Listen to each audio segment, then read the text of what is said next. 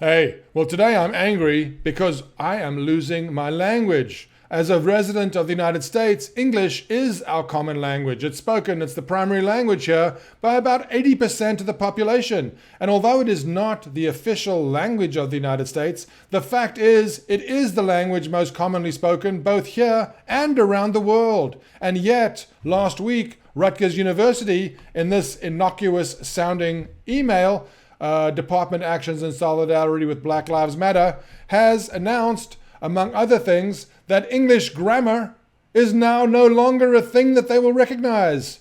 These rules that we all struggled through in school, these rules that we all obey when communicating with each other, these rules that dictate how we communicate with each other are now going to be thrown to the wind in favor of something called critical grammar, something that is an amorphous, ever-shifting concept that doesn't require us to have allegiance to any specific rules of grammar. No more grammar. How are we going to have a common language? How are we going to communicate with each other? Language itself is being turned on its head. George Orwell, I think, would be too horrified to be horrified. I think he would laugh out loud. Language doesn't even mean what it's purported to mean on its face anymore. I mean, I'll point you to this 2012 announcement from Rutgers University, where they announced the formation of a committee to eliminate bias and to raise bias awareness. How is it that elevating one race over another is eliminating bias? This is creating bias. The solution for us is to eliminate bias altogether, not to transfer bias from one side to the other. You know, South Africa, which was a prime example of bias, they had an official policy called apartheid, which means apartness, if you will, or state of apartness. They had the blacks specifically as an underclass to the whites. And when the blacks took over, they certainly had an opportunity to reverse things and impose racism against the whites. Mandela, undoubtedly wise man, chose not to. He agreed that any crimes that had been committed as a result of apartheid would be forgiven if people repented publicly, which they did. And there was no apartheid. There was no racism for a while. Of course, it's come back now, as it invariably does, as politicians pander to the masses, as politicians do. Some might even argue that's their primary function.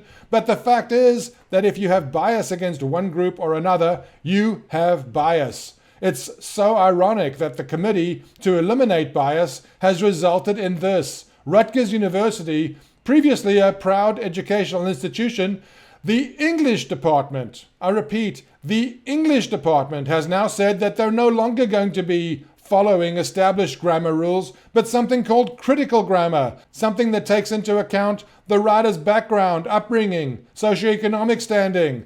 This is all irrelevant to English. And I'll mention one more time, this came from the English department. I can certainly understand the Black Studies department, the Women's Studies department, one or another of the soft sciences coming out demanding that grammar no longer be strictly adhered to. But the English department? Don't you think this is going to devalue the Rutgers degree? What is an English degree from Rutgers going to be worth? Would you hire a Rutgers English department graduate to write public relations articles for you? Would you trust that they would be credible? Would you trust that the grammar would be acceptable? You cannot. There's a vast amorphous swarm now that does not recognize facts. Culture is one thing. Language is one thing. You could certainly have a discussion about whether our culture is too white-centric. We could certainly have a discussion about where English came from. I mean, there are French words, German words. It's a melange of languages from centuries of intermixing. But there are recognized rules as to how these words are structured. This is all being thrown out the window by the English department at Rutgers University. I mean, at some point, doesn't the civilization and the culture have a right to retain some semblance of what once held us all together?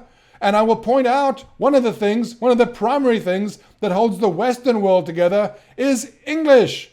This may be the very reason why they are the opponents of Western civilization. This might be one of the primary reasons why they are focusing now on English.